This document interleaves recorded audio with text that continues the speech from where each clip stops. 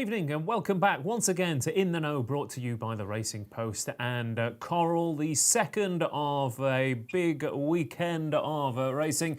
And of course, we'll be focusing entirely on the French action on Sunday after a jam-packed Saturday afternoon. And it is, of course, the Prix de l'Arc de Triomphe to look forward to on Sunday. And what an incredible lineup we've got for you this year. We've got Derby winners, we've got Oaks winners, we've got King George winners, we've got St Leger winners, Breeders' Cup winners, you name it, we've got it. We've got British, we've got Irish, French, Japanese and German challengers, colts, fillies and mares. It's all going on, and a massive field of 15 to get stuck into as well. The ground looked pretty soft at Longchamp on Saturday afternoon, and it was domination for the challengers from across the channel. So we'll see if the French trainers can get their own back on Sunday afternoon. We're also having a little bit of a reflection on Saturday afternoon's action as well. It was a fantastic day for Jane Chapel-Hyam, of course, as Saffron Beach bolted up in the Sun Chariot, but not quite as good as William Haggas, who had 8 winners across the cards in Britain and France. And we'll be talking about his chances tomorrow as well, as he has a couple in particular. Alan Kerr might have a little bit of a sneaky each-way play in the Arc itself. Please, if you are watching at home on YouTube, like and subscribe to the stream and get in touch as well. We'll be reading out your comments on that chat box, hopefully a little less lively than they were last night, a little more focused on the actual racing we're talking about. But hey, it's your chat box, I guess. You can say what you like. Don't forget as well, Gamble Responsibly. This is an advice show, of course. We've gone through the form with a fine-tooth comb, but you don't have to follow us. And please bet what you can afford on Sunday's action at Longchamp. My name is Ross Brierley, but it's not just me for an hour. That'd be pretty boring. Luckily, I'm joined by a few shrewd minds who have swapped positions from last night as well, in a bit of a quantum leap style. Graeme Rodway has gone home and he's been replaced in the studio by Keith Melrose. Come down all the way from Huddersfield, only to find his selections today repeatedly chinned on the line. Lovely to see you, Keith. I wish they'd got that far. There's only one really got chinned on the line. The rest, well, didn't see them after 3 furlongs. Well, one of those days. You're just warming up for the big day. Well, let's be honest. I didn't say it last night, and I didn't say it when we started the show this afternoon, but Saturday and Arc weekend, you know, it is just a warm-up, isn't it? It is. We're all waiting for the Sunday. It is. The 508 races that have taken place over Britain, Ireland and France today, just a warm-up for the massive amuse-bouche. They are. A ginormous entree. Yeah. Luckily, you're not. I don't want you to be too full, though, for the main course. No, absolutely not, no. Yeah. 6 Group 1s tomorrow? Yeah. Is there any other card that does 6 back-to-back? Not that I can think of. Maybe the Breeders' Cup, actually, now I think about it. But yeah, maybe, but they often sneak a 5.5 furlong sprint for something. Yeah, some claimer or something. Every now and then, yeah. Why not? So, but yeah, 6 group races from Longchamp tomorrow afternoon, and hopefully we can pick out a few winners. Graeme Rodway has been. Well, what have you been doing today, Graeme? Watching the racing, I'm sure. Yeah, I've seen it. I've seen one race on the day, Ross. I have a family, and we've been at a kid's birthday party all afternoon, so that was quite a lively affair. But I did see Saffron Beach win, and it was the one winner that I tipped on the day, so that was nice. Yeah, I dread to think what you were shouting as that one powered clear at the kid's birthday party, Graeme. Yeah, I don't think that should be repeated. No, well, you were in good form. You've had quite a few winners today. Saffron Beach being the highlight, never really in doubt, was it? No, I think she won very well, and as I hope she might. She made all the running and dominated the race, really. And yeah, it was great to see Hookham win as well, wasn't it, Ross? Because of course you lot all slagged him off last night and said how much he could easily get beaten and he was a beatable favourite, but he won nicely, didn't he, old Hookham? He did. He he got us Hookham, line and sinker, I think, given our negatives about him. I'll tell you who wasn't negative about Hookham, though. To win by more than a length, was it? More than 10 lengths, was it, Simon Clare? I think, I don't know, win by half the track. What was the special? It was 5-1, Hookham to win by more than 2 lengths, I think it was, which, as I said, I was mixed feelings when I saw him power clear, because I didn't tip him, even though normally, Jim Crowley's mounts, I kind of find myself hard not to tip, given we sponsor him. And, and he's always very encouraging and optimistic, and certainly never puts you off anything that he thinks can run well.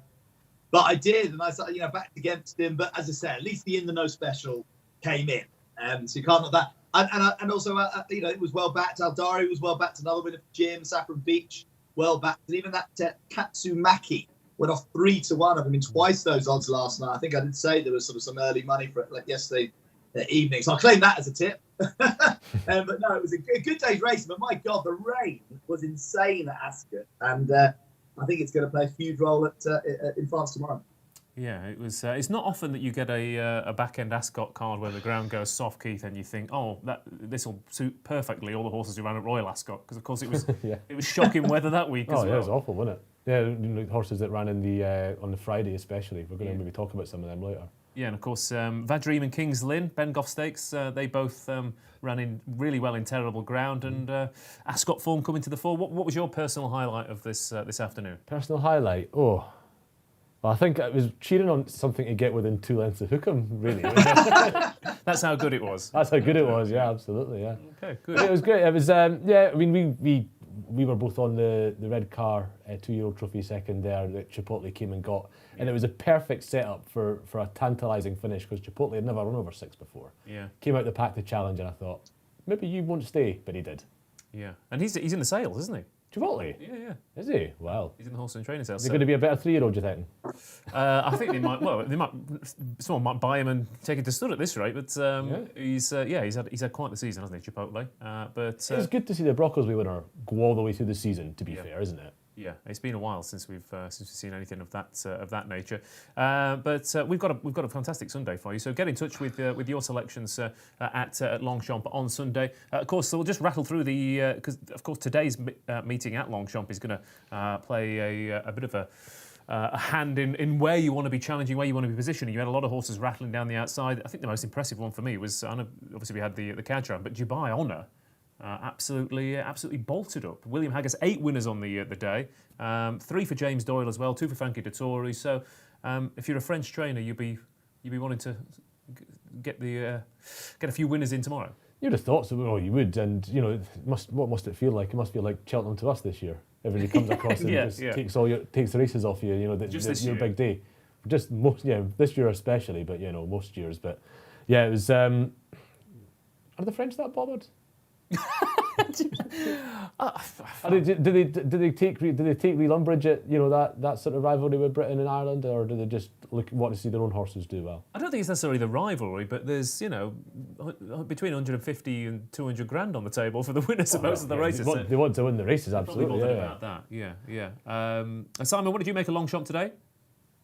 Yeah, so it was great. I thought the performance of the UK horses was terrific. Real World. I think I gave that a favourable mention. I was really looking forward to seeing Frankie on board in the Godolphin colours, and he was impressive. And Frankie, I think Frankie's he's just riding so well at the moment. He's rode a couple of winners there today. Obviously, rode those winners in America a couple of weeks ago. He's got some interesting rides tomorrow, and I think it's very, very encouraging that the strength of the challenge again tomorrow by the sort of Irish and UK trainers that. It could be challenging for the French, actually. It could be. It may not be a shutout because they've got a couple of races they've got good hands in. But no, it points very, very encouragingly to the strength of British racing at the moment and Irish racing, of course.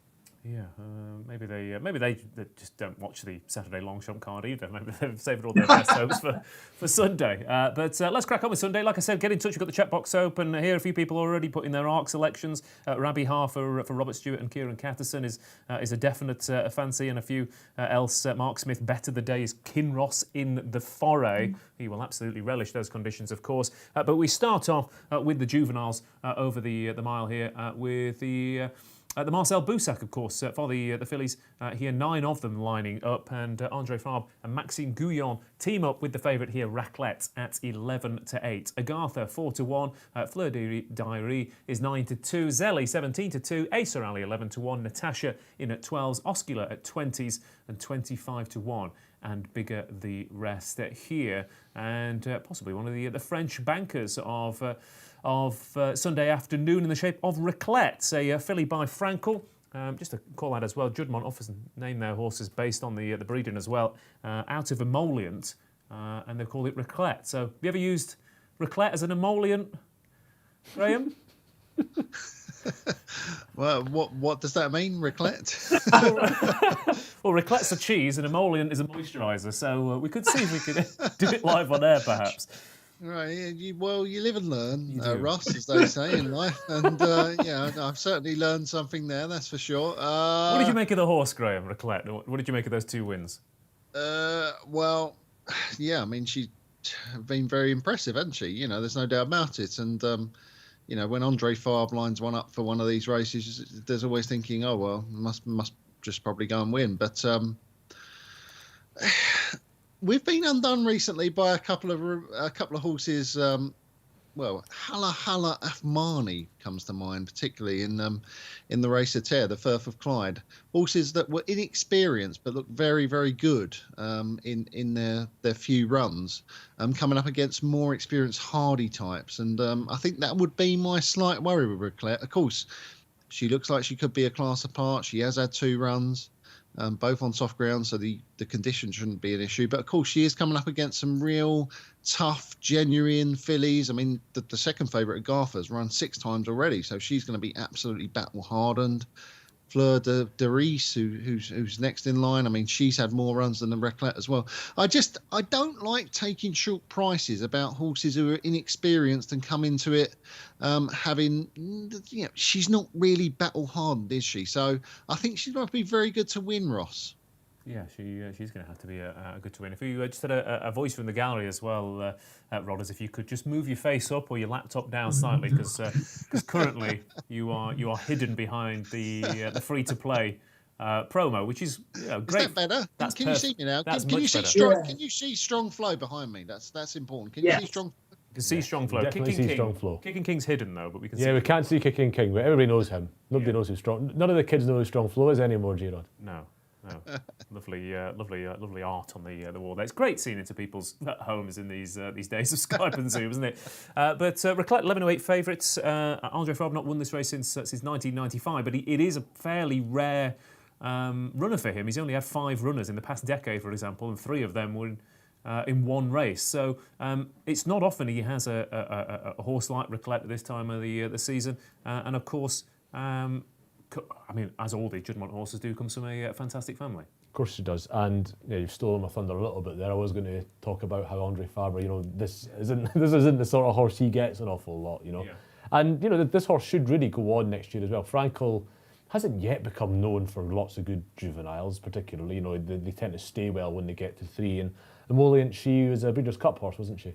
Mm-hmm. So we've got a pedigree of a horse that's going to improve next year. A lot of Marcel Boussac winners. You think of the good Marcel Boussac winners, and obviously they're the ones that went on and improved at 3. But it has been a race that's produced a few more shocks in recent years, hasn't it? I think the ground tends to be a little bit softer now, and you have had some big SPs turn up and win this race. It's 28 to 1, 25 to 1, 16 to 1. Like you said, you have had some good horses though. Most notably, of course, Found won this back in 2014. But yeah, it's Elusive Kate back in 2011. So I guess bookies were going to do nothing else but put this horse in short, given the owner, given the trainer, given everything that on paper about this favourite. But it is potentially quite a deep race.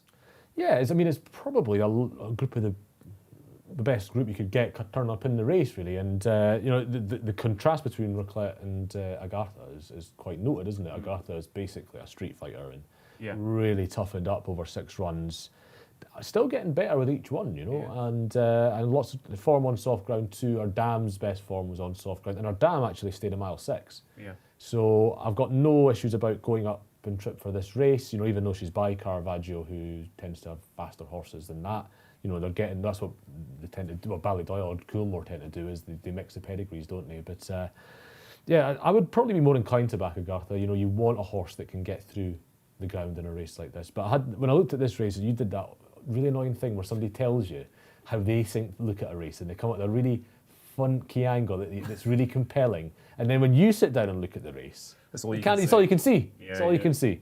Yeah, I had that with you. And I'll let you take the floor on that one. But Agatha was my idea of the horse I'll be backing in the race if I was having a bet in it, because it is going to test these fillies, isn't it? The way the ground's looking to be tomorrow, and she ticks a lot of the boxes. Yeah. The forms worked out as well. The third and fourth finished first and second in a Group 3 next time out.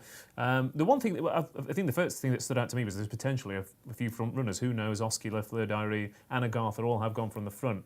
And I watched back the videos of Zelly's last two defeats, the Andre Fabre so-called third string apparently. But the only horse to go past any runners late on, Oscula made all the running, Fleur Diary made all the running and beat Zelly. But she came from God knows where on both those starts, and if there's a bit more of a challenge for those front runners up front here, I can see Oisin Murphy coming rattling down the outside, and I thought it looked a decent each-way prize. And the stakes are higher in Group 1, so you're not, because French races are notorious for being slowly run, sprint up the end. But when the stakes are higher in a Group 1, the playing jockeys thing doesn't happen quite so often. I don't find. And so that was a really good angle, and it totally spoiled my looking at this race. So thanks for that. But no, it's a really good angle. Zelly does make ground hand over fist in both those races, and the winners of both those races are in this race, and Fleur de Ris is half the price of her, having had the best of that race in which she beat her by a length and a half last time.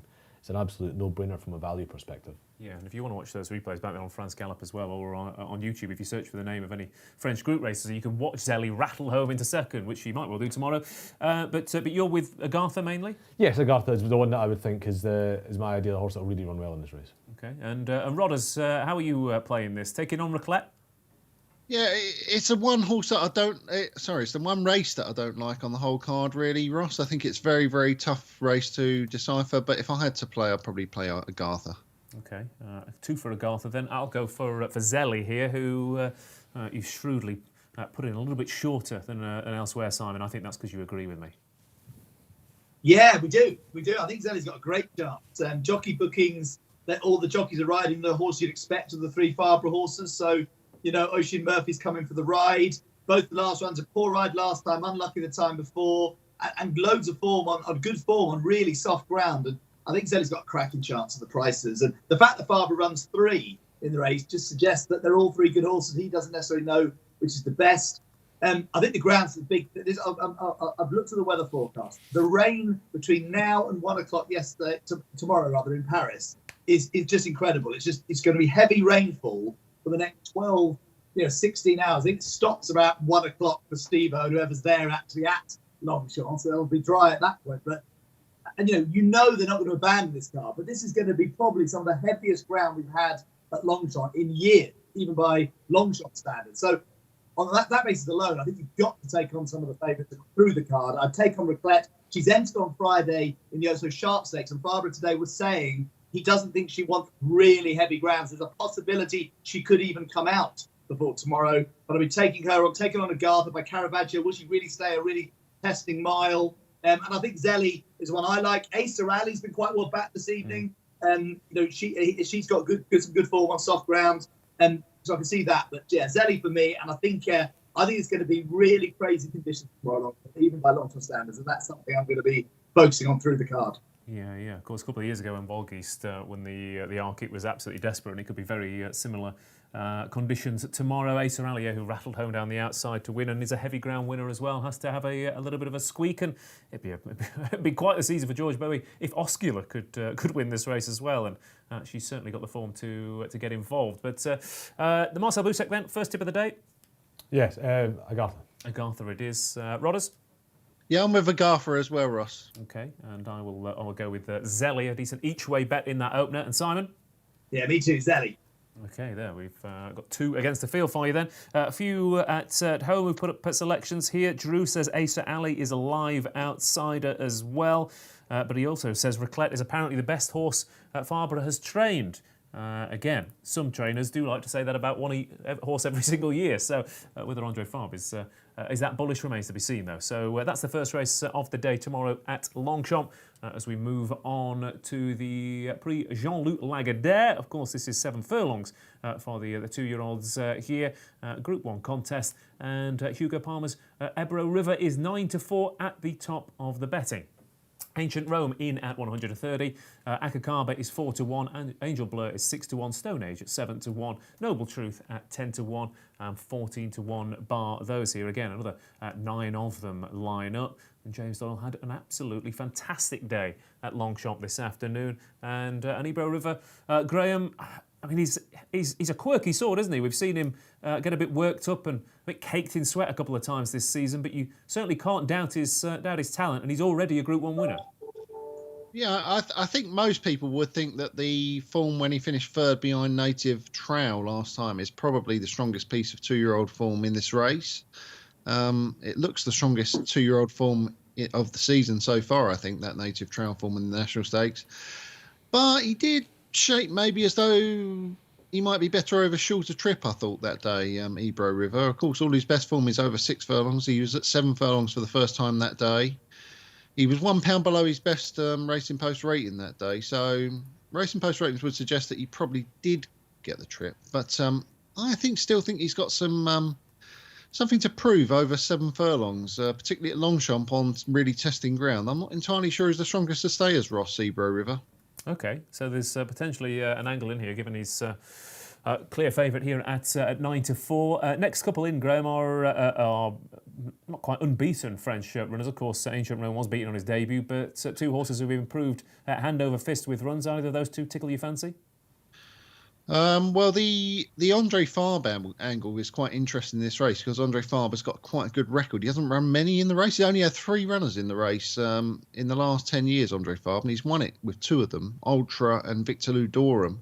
And the other one was in 2014. Territory has finished second. Well, he was behind Glen Eagles. Glen Eagles ended up getting disqualified, so he ended up finishing second Territory. So, that's not a bad record, is it? 2 winners and a second for Andre Fabre. And it's quite interesting. All those winners were for Godolphin-owned horses, Andre Fabre. But, of course, he teams up with the Cornwall team here in Ancient Rome. And we were talking yesterday. I mean, the last time I can remember Andre Fabre and Cornwall having a great horse was Hurricane Run all those years ago. I think it was maybe 16 years ago now that he won the Arc. So there's a chance that Ancient Rome might well be the superstar in the race. I always think this is a really good 2-year-old race for the future. I think that it will throw up good horses for the future. It's very, very difficult to call, though, tomorrow, because there are just a bunch of unexposed, exciting, young 2-year-olds in the race who could all be anything. Stone Age is quite interesting, of course, coming back down in trip for Aidan O'Brien and Ryan Moore. Last time out, he was headed near the line of Group 2 at Leopardstown by Atomic Jones. I mean, he's still a maiden. I mean, you don't see many maidens winning Group 1 races like this. Again, it's not one of those races that really tickles my fancies for a bet, Ross, but probably Stone Age would be my pick if I had to choose. Yeah, Stone Age, a 7-1 shot who was second at Leopardstown over a mile last time out, steps back in trip, and that extra stamina might well come into play given how testing the ground is going to be. But a couple of French challenges in there. Ancient Rome, of course, comes from the family of Pourmois, and Fabre and Barcelona, of course, teaming up, and what a memorable Derby victory that was. We got Angel Blur as well in there, who's form has taken a few knocks, but will absolutely love conditions. And Noble Truth, who has to prove it on the ground, but battled really well to beat a nice horse at Doncaster. Yeah, I mean, Noble Truth, my selection. You say battled really well. I thought he still looked quite green almost. And I think Buick he moved his whip through hands and whatnot. I think he was still responding. The horse wasn't quite doing everything the horse was maybe meant to do at that stage. And it was only his 4th run. Yeah. And it's the Flying Scotsman Stakes, which tends to be quite a good race. I thought he travelled through that race very, very well. Buick doesn't really... He was out in the wing, and Buick doesn't have to really go for him. When he has to, it's to keep him straight more than anything. Yeah. So I thought the horse showed an awful lot that day. The ground's the little bit of the doubt. Dam is a half-sister to Stasalisa, who obviously had a lot of form around here. Won, I think, French Classic on quite testing ground. Lots of form on softer ground. So quite happy with that in terms of the handling conditions. It's all the evidence I sort of need. It's all the evidence you're going to get with a 2-year-old a lot of the time. When you're talking about biblical rain and a bunch of horses that didn't race before April or May. So, yeah, I'm desperate to get Ebro River beaten. A soft ground, John Lagardère is not the race for that horse, I'm sure of it. It's a very talented horse, and I've liked him all season. He is quirky, but he's very fast. He's from those power families that are all sprinters. And he's in box 2 as well. You could see him kind of burning out down the inside rail potentially. Very much a horse I want to get beat. For all I like him as a horse in terms of his ability, I don't think this is his race. So I'm keen to get him beat, and I think Noble Truth's the one. Charlie Appleby's juveniles as well this year are looking. He knows what he's got, doesn't he? Because he's got the best of them, and so he'll know exactly what he's looking at. Okay, Noble Truth then is a 10-1 shot, and that's that Royal Patronage form, of course, looking better all the time with that one beating one of Appleby's next time out in scintillating circumstances over at Newmarket. I quite fancied a big run from Akakaba here as well. Again, watching the video back of that Deauville win last time out, form tied in with Floyd Ari and Zelli in that first race, and switched to the inside in very soft ground, found plenty for pressure, and I think will relish conditions here today. But you get the feeling, Simon, that punters sort of treading a little bit carefully with these two opening juvenile races. Wouldn't be the first time a British punter had been burned by having a strong fancy in one of these opening 2-year-old races. No, not at all. I mean, the two for money at the moment are Akakaba, how you pronounce it. She's been backed into 4-1 from 9-2. And Noble Truth, there seems to be bits of money around that each way, obviously following Keith, no doubt, in. I think you've got to take on Ebro River again, just on that ground. It's really testing ground. He's been sort of very consistent amongst a sort of a much sort of bunch of 2-year-olds in England. Obviously got his Group 1 win, which is great. But the one I like is Angel Blur. I just think the 2 runs on really soft ground. He's won. I think Frankie Dettori, again, he's just riding brilliantly. And I think on this ground, this track, I think having a jockey in form, judging the pace, judging the chance, is going to be crucial.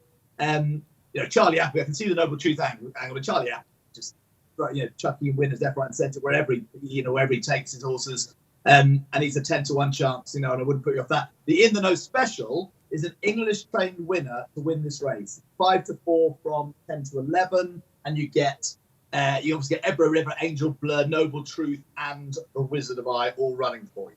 And given the way they've performed today, that doesn't look the worst of the No Special. But for me, I just love that. I'm going to be following Angel Blur, soft ground form, Frankie Victorian form. That'll do for me. Okay, Angel Blur. I'll go for Akakaba. Keith? Yeah, it's Noble Truth for me. There's a lot of nobles coming out of the Grafton Yard this year, isn't there? Yeah. So you just have to double check which 7 furlong 2-year-old Appleby stable. Precisely, yes. It runs in, exactly. So yeah. Noble Truth then 10-1, and Rodders? Yeah, I like Stone Age, Ross. Okay, Stone Age it is then for the second race at Longchamp tomorrow, and a lot of cards take a while to get stuck into the feature event, but certainly not Longchamp on Sunday, 3:05. It's the big race of the day, the big race of the week, the month, maybe even the season. We've got an absolutely fantastic lineup for this year's Arc. We've had a social poll on the YouTube channel as well. Who wins the Arc? Adiyar, 37% of you. I think Hadiyar, that's a fair old whack. Tarnawa, 23%, Hurricane Lane, 23%, Snowfall, 14%. Oh, okay, so it's just from those 4. Okay, there's no any other option. That explains the top-heavy betting for Adiyar there. But let's go down the prices here for the 305. Of course, the Prix de l'Arc de Triomphe 2021. Tarnawa heading the betting here for Dermot Weld and Christophe Soumillon at 3-1. Adiyar is 100-30. Hurricane Lane 7-2. Snowfall 9-2. And a big jump out to Chrono Genesis at 12-1. Alan Kerr at 14s. Love at 18s. Rabihar is 22-1. Other horses, of course, in the lineup for this year's event: Deep Bond, Mojo Star, Seal Away, Broom, Torquata, Tasso, Bubble Gift, and Baby Rider make up the field of 15 runners. Tarnawa, Adiyar, Hurricane Lane, all vying for favouritism with the Snowfall. If you were pricing up this race, Keith, who would be fav? Adiyar, just. I've got a theory about Tarnawa, right, who's extremely likeable, and obviously I've been aimed at the race all year, and a lovely, lovely filly. I think she's so likeable that nobody's had the heart to tell her that she shouldn't be favourite for the Arc. Like she might win. You're the man who's going to do that. I'm that sort of hard-hearted swine. Yeah. So I'm going to say Tarnawa. I mean, got a chance. You should be maybe 5-6-1, but you should be Arc favourite, should she? Why is she Arc favourite then? Because you've got your theory was the Aga Khan, wasn't it? But yeah. I think there is a bit of romance about it. It's also Dermot Weld. He's a genius trainer, and Dermot's obviously he's in the autumn of his career, we'll say, and there's a lot of and Soumillon's on as well. Everything, so it'll be Zarkava, but this. Usually when you've got a 5-year-old and a bunch of 3-year-olds, at the top of the market, it's the 3-year-olds that have to improve to go past the 5-year-old. On ratings here, Tarnawa has to improve to go past all the 3-year-olds. So for me, without banking on any further improvement. Well, exactly. Hurricane has never run against an older horse. Adiyar's only had 1 run since he won the Derby. Yeah. I just can't have her as favourite. I mean, that's not saying she can't win the Arc, but she is not the likeliest winner of this race for me. Not on your Nelly. So Adiyar is the most likely winner? I think so, just ahead of his stablemate, yeah. Okay.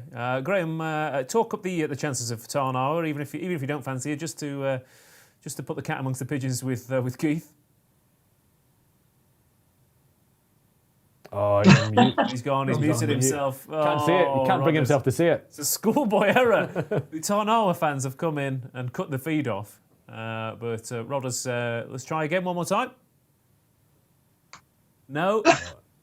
No, unless this is all an elaborate joke from you. Thanks for joining us, Graeme. Thanks ever so much. Okay, Simon, can you talk up the chances of Tarnower again? I mean, she's 2 from 2 at the track. She's a Group 1 winner. Are you in the fan club? Yeah, I love her. I'm a Breeders' Cup fan. Always have been. I thought it was fantastic when she went out to Keeneland and won last year. Obviously, she won on the heavy ground at Longchamp, then won on the firm ground at Keeneland. That's extraordinary versatility, really, to do that. This season, she's come out, obviously had that one decent run at Leopardstown before she ran second. St Mark's Basilica probably was unlucky, maybe, against St Mark's Basilica, carried wide in the track. In a race where you might have thought that trip and the way it was run would be, just short of her best.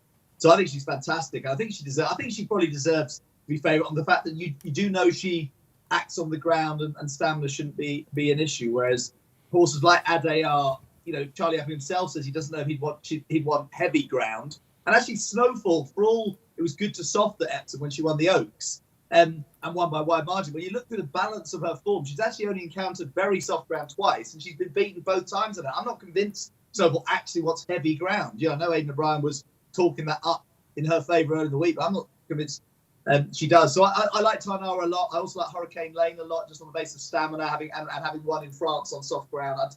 I think they're the 2 of the front 4 that I favour, but I think it's a brilliant art. It's a brilliant art. Yeah, it really is. Third time lucky with Rodders. Yeah, do you have me now? There we go. Lovely stuff. Wonderful. Yes, you can hear. Excellent. We're there. Fantastic. I don't know what happened there, Graeme. Maybe you just got so excited that you switched off the microphone there. But it's the Arc, Graeme. It's the feature race, mate. Yeah. Sorry, it was one of those moments. When you're in a virtual meeting with everyone says, "Oh, actually, you're on mute." It was one of those. Yeah. Good to have you back. Yeah, I was on mute, but probably a lot of people on this show would be happy if I was muted. But there you go. I mean, there's no doubt about it. It's an absolutely fantastic race. It's 100th birthday, isn't it, of the Arc this year, and what a race it is for the race as well. I mean, I think that if Adayar was coming in without I dare to say it, troubled prep. I mean, he did miss his prep run. That's not ideal, is it? He hasn't run since the King George. I think he would be a rightful, fairly short price favourite for it. I think that Keith is absolutely spot on with Tarnower. I think she'll drift. The thing with this race, Ross, is there's so many superstars at the head of the market. I just think that they make the market for bets on other horses who are also very, very good without possibly having quite the reputation of a Snowfall or a Tarnower and Adayar. I mean, they're all horses. Adayar, Tarnower, Snowfall, Hurricane Lane. They're all horses that have got a following. People are either with them or against them. Oh yeah, I like Hurricane Run. He's brilliant. Oh yes, Snowfall. She's super. They've all got followings. But I don't think that they are that much better than some of the others down the list in the race. For example, I mean, the Japanese horses won 4 Grade 1s in Japan, and absolutely matched Mishrif in the Dubai SEMA Classic. And I'm convinced, I know this is a controversial opinion, but I'm convinced that Mishrif is the best horse in the world. I mean, for me, a horse that can do it all over the world on different surfaces. And he was so impressive when he absolutely slammed Alan Kerr in the Group 1 Juddmonte International, which is generally recognised as the best Group 1 in the whole world all season. I mean, he beat him by 6 lengths that day. I'm pretty certain that Mishrif is the best horse in the world. So the fact that Chronogenesis was able to match him over the last couple of furlongs at Maidan 2 starts ago is good enough for me. I think that Oisin Murphy as well, taking over from the Japanese jockey who was in control at Maidan, Yuichi Kitamura. I don't know much about Yuichi, but I'm pretty certain that Yoishin is a better jockey. So I think that's an upgrade in the saddle. And I think Chronogenesis could be the one here, Ross. That's my favourite comment of the show. I don't know much about Yuichi Kitamura, but I'm sure Ocean Murphy is a better jockey. If Mother Kitamura is listening, I would hate to be G-Rod right now. Imagine that. I don't know much about your son, but that is. I'm sure. You're not as good as Shane Murphy, are you? I'm sure on the eve of the Arc, they're watching this show. Did you boys see the ride in the Dubai SEMA Classic? I've seen that race. I can't remember much about the ride, to be honest, but I remember the race. Watch it back and make your own opinions. Okay, fair enough. So what you're saying is I've not seen much of Yuichi Kitamura, but that one race I have seen, he was terrible. Is that what you're getting? Is that essentially what you've said? You said that, Keith, not me. Right, okay. Chronogenesis, of course, a 12-1 shot here, trying to win the race for a Japanese raider. Of course, Deep Impact, Orfevre. Still haven't quite got over Orfevre all those years ago, and she's by Bago, of course, who won this in 2004, I think it was. So it would be quite the story if Chronogenesis did win. Obviously, it has to prove itself on the ground, but she's also a 5-year-old mare arguably she's got as good a form as Tarnawa. Yeah, I'd say she does. And the only thing against the Chronogenesis and Tarnawa thing, whether it makes this much difference to you is up to yourself, but Chronogenesis has got just about the worst of the draw. She's out in 14 of 15. Tarnawa's in 3. And she has... The ground in Japan tends to be... Even like they say it's firm, and it's firmer than firm. It's very, very quick ground to have out there habitually. Our best run in Japan is on what they call good out there, but I couldn't tell you. I don't know much about that ground. But no, I mean, a good ground, I'm going to assume if the ground's generally rattling quick, that good's still pretty lively, is what I'm getting at there. And this is going to be a whole different ballgame to her. And the rain has meant that I can half stop thinking about Chronogenesis, because otherwise, on form, she's a massive player. Yeah. But the considerations around this race, I think, are going to they've worked against her in the last couple of days. Yeah, absolutely. It's quite interesting that Solomia won the Arc on heavy ground when Orfevre was second. Was that the famous video where they all thought that it finally won the Arc, and you went from ecstasy to desolation in seconds. But I haven't looked at Orfevre's form going into that Arc, but I suspect it was probably firm ground form as well, because they just don't get the opportunity to run on heavy ground. So I suppose we just don't know. And being by Bago, Chronogenesis might love heavy ground. So I suppose that's the interesting conundrum with Chronogenesis. And of course, it'd be slightly ironic. I was going to say, Orfevre had Deep Impact, and they tried so hard to win the Arc Japanese with some really good horses. This Arc, when you got the front four dominated what we think of 4 really good European horses, if this was the year they finally land it and win an absolute classic with Chronogenesis, I mean, that would be a sensational result for the race. Orfevre had won the Japanese Derby on soft ground, so there was some soft ground form, and was obviously a better horse than Chronogenesis on all ratings. But it would be it'd be a cracking result, that's for sure. Other horses to mention, we better talk about Snowfall. I think Simon made a really good point there. Obviously, the Epsom race was a strange one because the heavens open and they were all over the track, weren't they? And a lot of people were kind of crabbing that form and saying, but it was a bit of a messy race. And obviously, she's come out and done it since. And Frankie, overconfident, I think, would be kind last time out. I think that would be. We'll leave it at that. Yeah. That's all you need to do. All you need to say he was overconfident. He gave her too much to do. But the other flip side, his ride at Epsom was what made the difference between winning by 6 lengths and winning by 16, because he brought her right to that rail when it gets. It's the best of and the worst of Frankie in one horse. Though. Basically, we've seen the best of Frankie and the worst of Frankie on the same horse within about 3 months of each other. Yeah. I mean, we do have to talk about. People are sort of thinking she's just Love again, like last year. Love didn't beat a horse. Yeah. And she didn't run in the Arc in the end. Obviously, the ground was too. She got pulled out before the whole feed situation that brought all the O'Brien horses out, and she runs this year. But Snowfall, there's an element that she's not beat a good horse yet, has she? She's obviously very good. Yeah. But you're definitely taking something on trust with that sort of the level of form she's shown. Yeah, absolutely. Mark Smith says, I think people are trying to be too clever here. The art will be won by the front of the market, so he thinks we're trying to find things that aren't there. So does Matt Gardner. Nothing will spring a surprise. One of the first four will probably win. Of course, we better talk about Hurricane Lane in depth as well. I mean, scintillating performance at Doncaster. If things hadn't gone awry at Epsom, we're losing a couple of shoes and maybe Adyar getting a perfect trip. Wouldn't be a massive surprise to see Hurricane Lane unbeaten, having won a derby, an Irish derby, a soft ground Group 1 in France, and then the Leger. So, I mean, what's the downside here, Graeme?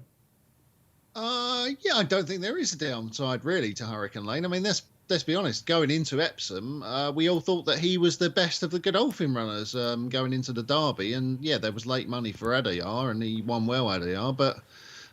He ripped up a couple of front shoes, and since then he's been absolutely unbeatable. And of course, was very impressive when he won both at Longchamp in the Grand Prix de Paris and the Leger last time.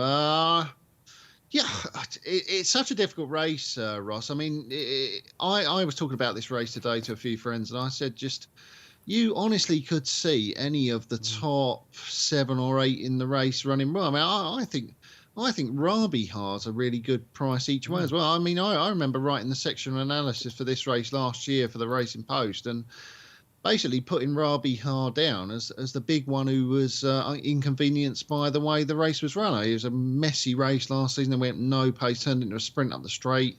Sotsas ended up winning it, and Rabihar was standing on really well, and she's been given a really good prep by Jean-Claude Rouget. I mean, Jean-Claude Rouget, when he comes for these big races, he often goes in very, very softly.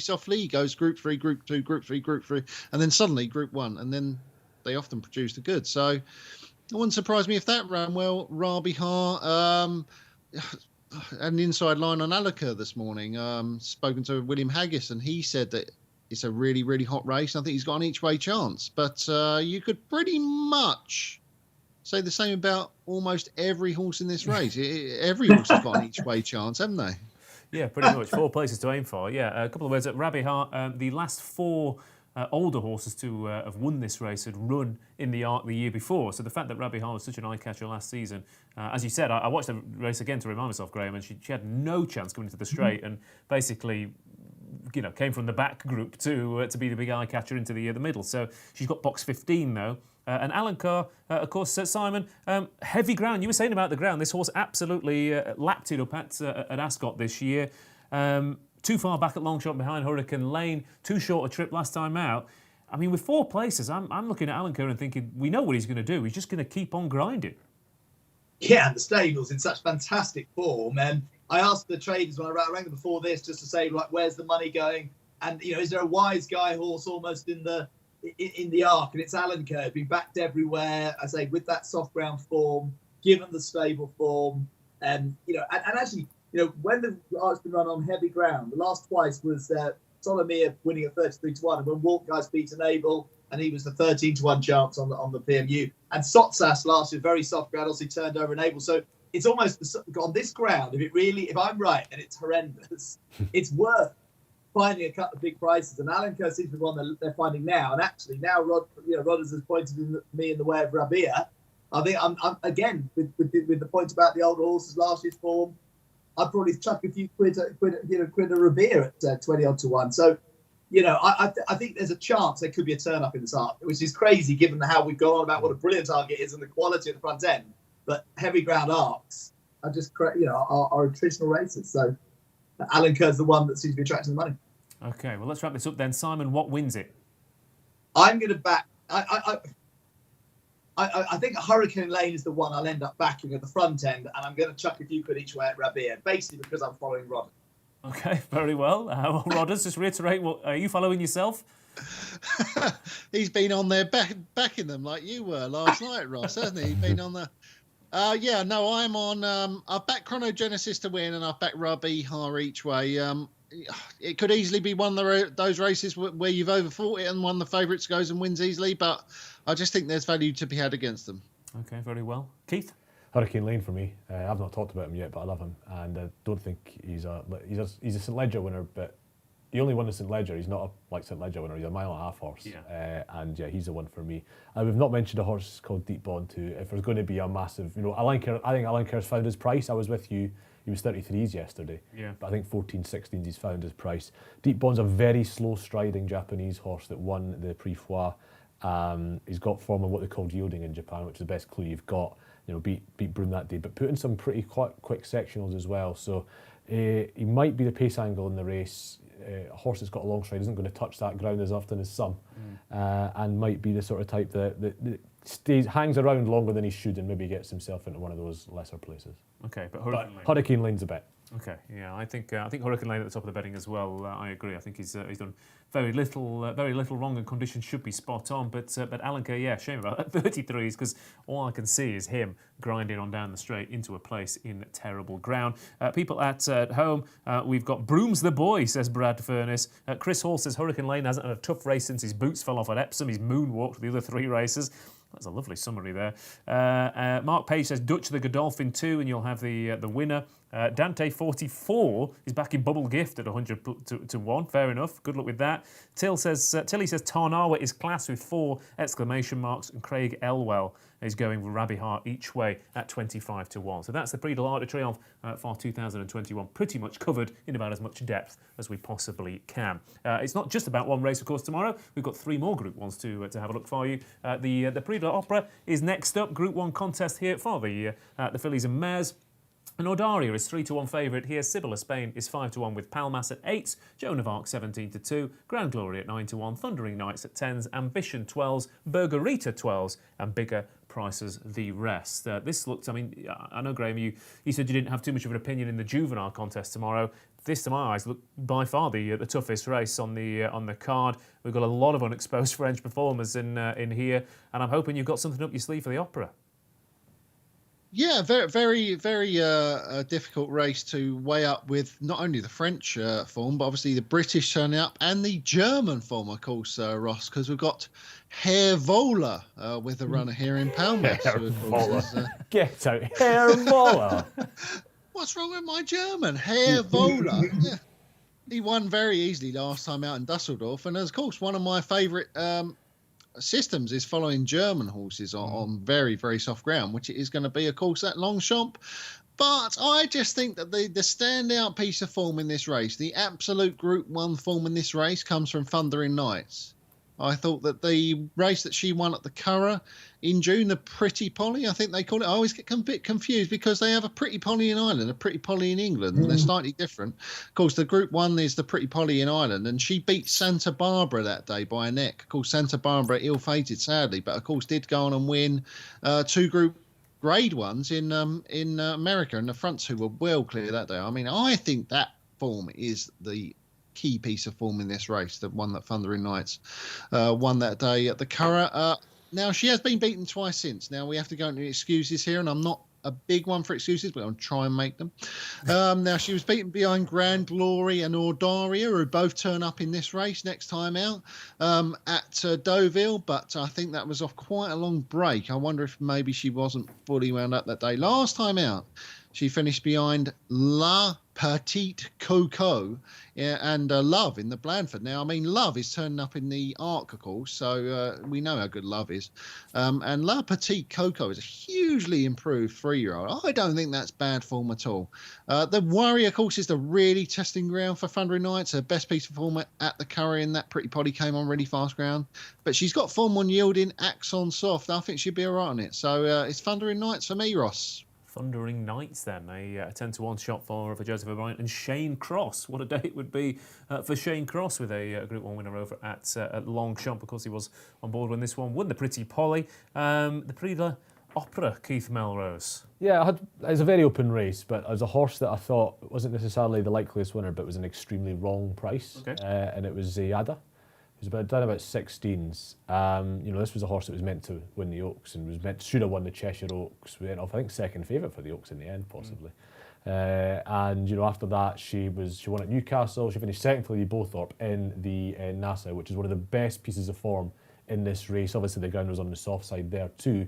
And then last time at Deauville, she just did everything wrong. She missed the break. She pulled hard. She came wide to challenge. Could you literally just chuck it out? Yeah. Couldn't have done anything more wrong. Chuck it out, forget it. And now here she runs up in this race. She's 16s. If she hadn't run in that Dover race, she'd have been about 8s or 9s. Yeah. The ground you've got to take a bit on trust, but she's run very well in soft ground at the Goodwood Festival. Well, she won a back end last year. It was terrible ground at Newmarket. It was a proper October meeting. Yes, I remember that now. Yeah, you're absolutely right. She relished it. And she's got a half sister who won on soft ground at Newcastle as well. Our best half sister did that. We had turf at Newcastle. So there's lots there to suggest that the soft ground won't be an issue for her.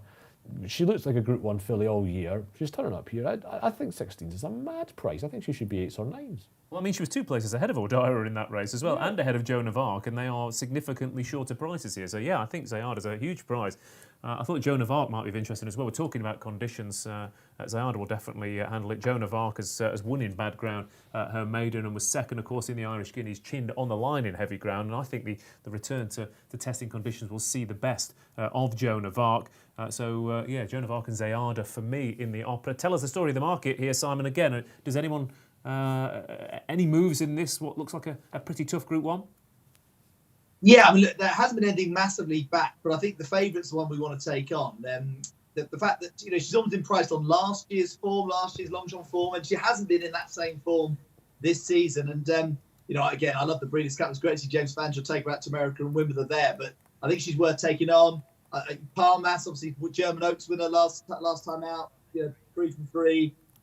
Funny enough, hasn't actually had any form of really heavy ground, but like Graeme said, you do tend to associate German form with sort of bottomless ground. I thought Grand Glory, who beat Audaria last time, she's a 5-year-old mare, she's got loads of decent bits of form. She acts on really soft ground, and she is in a rich vein of form. And they put Frankie Dettori in again. I just think for the same points I made earlier, he's flying. The mare loves heavy ground, soft ground. I don't think it's a great race, in terms of high class race. So I just think got to look for value. I think Grand Glory is that. Zayada, I'm now going to have to back her as well, because obviously Jim Crowley rides her. She's one bound tomorrow.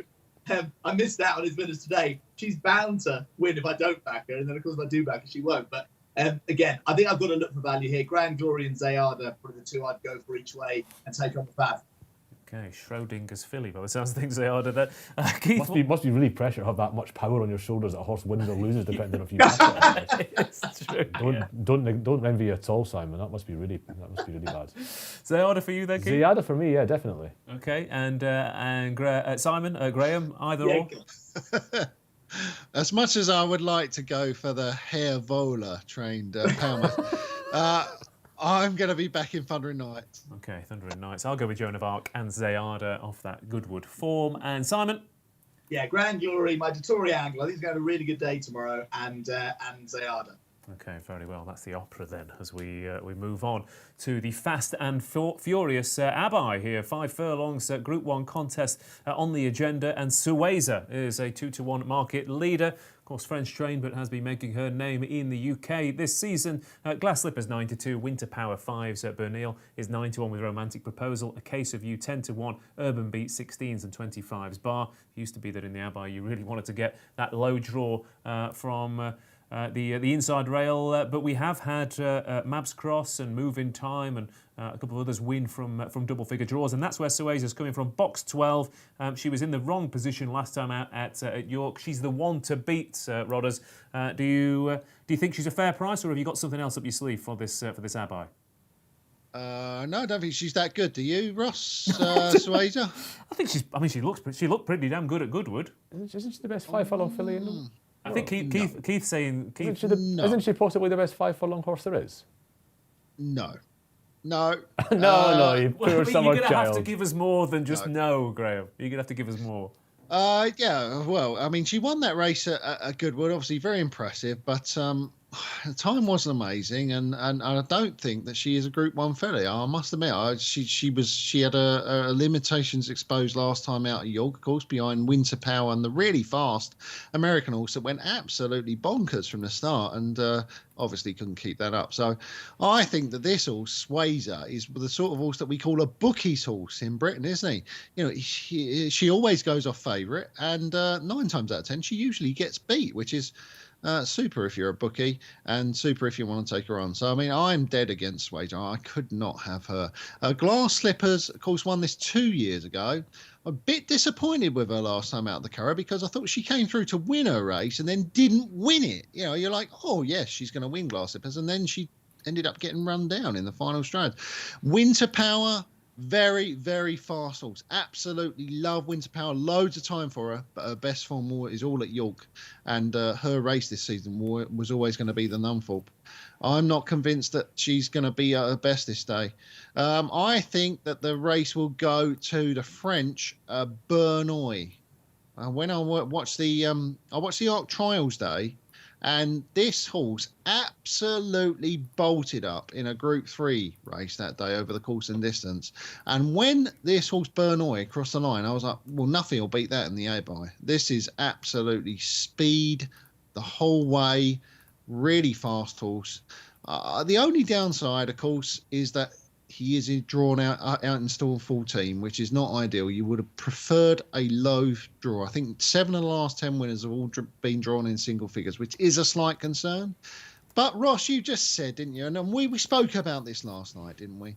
Tom Seager would always say, all these weird people who are worried about horse being drawn an inch to the left and an inch to the right. What does it matter? At the end of the day, the horse with the most ability will win the race. Bernoy is the most ability horse in this race. I think he'll do it. The most ability horse in the race. Sorry? The most ability horse in the race. Most ability horse. What's wrong with that? How ground is the soft? That is the question. Tomorrow. That's proper East London English, that is. The most ability horse in the race. Bernoy 9-1 then for Christophe Soumillon, of course. Yeah, it is an open race. Keith, you were saying very strongly about Suez. There are other horses in this race. I quite fancy Romantic Proposal. Beat Glass Slippers last time out. Only 3 runs over 5 furlongs. Stopped in its run on the other 2 and finished 3rd and rattled home. I think it's possible that Romantic Proposal could actually be unbeaten over this trip with a bit of better luck. And very unexposed at this distance. A Romantic Proposal for me, Keith. I'm not going to give you a Romantic Proposal. I'd like a tip, please. No, I was waiting for everybody to go for Sueza and Bernoy because I like them both as horses and they're drawn wide. But the Abbey is just a fun race, and you try and find a horse. You get horses that you think, how was that placed in a Group 1? So I try to find a low drawn horse that will run well at a massive price, and I came up with Old Trasno, who's never run over 5 so far. But won a 6 furlong race, a listed race at Deauville, in very soft ground, made all that day, and then patently didn't get whole over 6 next time. You could see the stride shortening at the finish. Only run 8 times in his life, won 4 of them. He's got a draw near 3. He's probably going to bounce out and try and make it all from the rail or Eddie Hardouin. So yeah, if you're wanting your massive price horse that might run well, I went for Old Trasno. Okay, Trasno then, who had Vajrim in and around at that Deauville run last time out. What price is Trasno, Simon? And give us the story of the Abbey about as quickly as it's going to be run, actually, looking at the time. Yeah, 28-1 Trasno. And listen, I think it's worth having a throwaway on something drawn low. It's just one of those races. James Knight, our senior trader, loves this race, loves sprint generally, and has actually tipped me up a few of the big price winners over the years by going for the best horse drawn low. But even he said it's almost like a no-bet race because none of the horses drawn low he thinks can win. And obviously all the good horses are drawn high. So I'm going to go for Glass Slippers. Glass Slippers, he was second on heavy ground last year, so we know he acts on the ground, won the race the year before, drawn okay in 9 of those, of all the good horses. And I'll forgive him that defeat last time. So I'll go for Glass Slippers. But now that Keith's tipped up Trasno drawn low, I'm going to have to back that each way as well. Could be an expensive day for Simon. He's too susceptible to these Simon. It must be 5 or 6 on the betting slip every race. But that's the Abbey then, the penultimate Group 1 of the Arc Day tomorrow at Longchamp. The final Group 1 is the 7 furlong foray, of course. Finally, a chance for these 7 furlong horses to actually win a Group 1 in what is the most bizarre quirks of the racing calendar there is. But Space Blues is 5-2 favourite, Kinross 11-2, Sagamira it's 13-2, Pearls Galore 8-1, Speak of the Devil 9-1, De Hale 9-1, Niord 14s and 16s bar. Sometimes you say these horses have been aimed at this race all season. Again, you've got a 7 furlong horse like Space Blues. What other choice have you got? Well, that's right. I mean, they won the Morris de Geest with him, or Guest. Morris de Geest, I found it was called this year, actually. He won that with them last year. Been aimed as saved for, he only brought him back at Goodwood. Don't put that on his soft ground record, he wasn't fit. And obviously won very well at York. I think he'll probably win this. I'm just disappointed that One Master's not running this year. She was one of my favourite horses. But Space on the Bounce is a pretty... And she used to get aimed at this race every year. She used to come back in this autumn, didn't she, for the soft ground and win this race every year. Space Blues, the ground is a question mark, but he's the best horse in the race. And I think as long as he acts on the ground, he should win. Yeah. Okay. Space Blues then, if he acts on the ground, should win. Graeme, you've put a fork into Sueza. Are you putting a fork into Space Blues? What have you got for the Foray, the final race? Yeah, I don't think he's a Group 1 horse, Space Blues. I always think he falls short of Group 1. He reminds me a little bit of that. He's won a Group 1, Graeme. He's literally won a Group 1. He's literally... I mean, Sueza as well, he said 9 times out of 10 she gets beat. She's won 5 of her 7 runs. Yeah, but there's been horses in the past who win Group 1s who aren't true Group 1 horses. I mean, look at his general profile. Yes, he has run to 121, which is the RPR class par for a Group 1, but he's only done it once. I mean, he very rarely does he make that sort of level. I think he just falls short of Group 1 class in general. The same can be said for a lot of these. Kinross, Simmer. I like Speak of the Devil. The thing to note about this race, of course, we've been talking about the rain all day, is that this is going to be run in an absolute soup, isn't it? It's 5 o'clock at Longchamp, British time. So that's 6 o'clock in France, and it is the last Group 1 on the card. I mean, by the time they get to this race, it is going to be an absolute muck, that ground. It'll be horrible. And I think that the horse that will handle the horrible ground best is Speak of the Devil. He's got superb form on very soft and heavy ground. I think he's won 3 of his 4 starts when it comes up really testing. Now, last time out, he was beaten behind Saga Mira, who also lines up here, but that was on good ground. And that was that weird race where the Godolphin horse sort of fell in the middle of the race, Erasmo, and took a heavy fall mark, Mikel Barcelona. And Speak of the Devil was involved in that melee. I didn't think that he got the best of runs that day. He stayed on very, very well to be beaten a length and a quarter by Sagamira, but I think he would have troubled the winner had he got a cleaner run. His previous start had been beaten like a neck and nothing by Mother Earth and Sagamira again. I just think this also, that was over a mile. I think this all stays well. The ground is ideal for her. I think Speak of the Devil, well drawn, stall free, could be the one who gets through this mucky ground the best here, Ross. Okay, Speak of the Devil then it is. She was tidy with that Mother Earth form as well on a penultimate start, and that gave her a little bit of a boost, even in defeat today. Simon, the story of the Foray and what wins it as we bring the show to a close? Yeah, like Speak of the Devil for the reasons Graeme suggested, and also Kinross. Frankie Dettori on board again, going to have a good day, trust me. Loves soft ground, was impressed with Goodwood on soft ground. It wasn't actually as soft as they called it when Kinross was beat last time out at Deauville, but still ran fine. That was only about 12 days after his Goodwood win, so I think he'll go well at 11-2. So those would be my 2 against the field, Speak of the Devil and Kinross. Okay, Speak of the Devil then a 9-1 shot. Kinross 11-2 here for the Foray. Keith, what wins the last race? Oh, Space Blues. Space Blues. Yeah, Space Blues it is then. Rodders? Yeah, I think Speak of the Devil was undoubtedly the most ability horse in the race. Okay. That's not going to catch on no matter how hard you try. All right? I don't know. I'm trying my best. Trying. I keep saying how ground is the soft to myself, so he's got away with words, as Graeme. Simon, what wins the Foray? Yeah, Kinross and Speak of the Devil. I had 2 against the field. Okay, very well. And again, if Space Blues handles the ground is that big question. And someone's just messaged in and said, they keep saying if handles the ground, it wins. It won't handle it, and that's in the book. That's from Matt Gardner for Space Blues. So strong word. He did the ratings for the race, Matt Gardner, so he should know. He did what, sorry? He did the ratings for the race. Our handicapper in France is Matt Gardner. Oh, right. Yeah. I wonder if it's the same man. Yeah, he's just sort of mugging off his own ratings on the chat. So you don't know what you're talking about. I should be on the show. So it's Matt Gardner. Okay, that brings the end of the preview of Art Day 2021, though. But let's get our naps at Longchamp on Sunday. Graeme, I'll come to you first because your nap won quite easily on Saturday, and you need to follow it up. Thanks, Ross. Yeah, it's always great to get a nice big up when you have a winner, isn't it? You know, 5 o'clock at Longchamp, Speak of the Devil. Speak of the Devil, it is. Keith Melrose. Hurricane Lane is the nap. The wrongest price is Zayada. Okay, the wrongest price then is Zayada. That might catch on as well. I will go with Zelly to rattle down the centre of the track in the opening race tomorrow afternoon. And over to you, Simon Clare, for the nap. Oh, I'll have Grand Glory then in the Okay, Grand Glory in the Opera. Good luck to everyone at home. We've had loads of messages. It's actually been fairly sensible on the chat as well. Please like and subscribe. And I'm not sure if it's on the show tonight, but if not, then go and click on the survey from last night's show, fill it in, and you get put in the hat to win 50 quid. A voucher for Amazon, and tell us what you think and what you like about In the Know. We'll be back next week for some Newmarket action. We've got, of course, the Cesarewitch and the Dewhurst to look forward to. Good luck at Longchamp. Thank you to Keith. Thank you to Graeme, and thank you to Simon as well. I've been Ross Brierley. This has been In the Know. Good luck at Longchamp on Sunday, and enjoy the best arc we've seen in years.